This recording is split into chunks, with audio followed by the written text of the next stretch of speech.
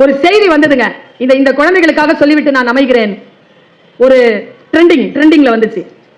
ஒரு 70 வயசு தாத்தா 7 வருஷமா 63 வயசுல இருந்து ஒரு நாய் வளர்க்கிறாரு. அந்த நாய் வளர்ந்து அதுவும் பெருசாயிடுச்சு, அதுக்கும் வயசாயிடுச்சு. இவருக்கு ஹார்ட் அட்டாக். இந்த நாய் துடிச்சு போய் பக்கத்து வீட்டில் இருக்கிறவங்களை எப்படியோ கூட்டிட்டு வந்துருச்சுங்க. அவங்க ஆம்புலன்ஸ் கூப்பிட்டாங்க. ஆம்புலன்ஸ் வந்தது. முதலாளியை தூக்கி ஆம்புலன்ஸ்ல போடுறாங்க. ஆம்புலன்ஸ்ல நாய் ஏத்துவாங்களா? ஏத்த மாட்டாங்களா? ஏத்தல. ஆனா அந்த நாய் என்ன தெரியுமா பண்ணுச்சு? அந்த அந்த ஆம்புலன்ஸ் பின்னாலேயே ஓடுதுங்க. 8 கிலோமீட்டர். ஆம்புலன்ஸ் எவ்வளவு ஃபாஸ்டா போகும் தெரியும். பின்னாலேயே ஓடுதுங்க.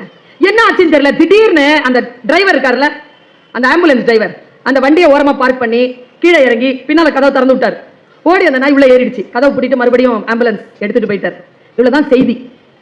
ஆனா ஒரு மோட்டிவேட்டர்ல நான் 2 செய்தி சொல்றேன். அந்த ஒரு காட்சி தான் நடந்தது. அந்த காட்சிக்கு பின்னால் 2 செய்திகளை உங்கள் மனதிலே பையில அப்படி எடுத்துட்டு போங்க. முதல் செய்தி, அவருக்கு உடம்பு சரியில்லைல்ல, தனியா அவர் அந்த ஆம்பியன்ஸை பார்த்து அவர் இன்னும் பதட்டம் அடைஞ்சிருக்கலாம். தன்னுடைய வளர்ப்பு பிராணி 8 கிலோமீட்டர் தாண்டி உள்ள வந்த உடனே அவருக்கு அதுவே முதல் உதவியாக அமைந்திருக்க கூடும். ஒன்று. இன்னொன்னு என்ன தெரியுமா? I really really really appreciate the talk. ஆம்புலன்ஸ்ங்க மூடி இருக்குங்க கதவு. முதலாளிங்க செத்துட்டாருன்னா அவர் திரும்பி வர்றதுக்கு வாய்ப்பே இல்லை. ஆனாலும் அது விடாம அதுக்கு பின்னால் ஓடிச்சா இல்லையா? விடாம அதனுடைய கமிட்மெண்ட்ல நான் இங்க கேட்கிறேன், எதுங்க அந்த டிரைவரை நிக்க வச்சது? எது நிக்க வச்சது?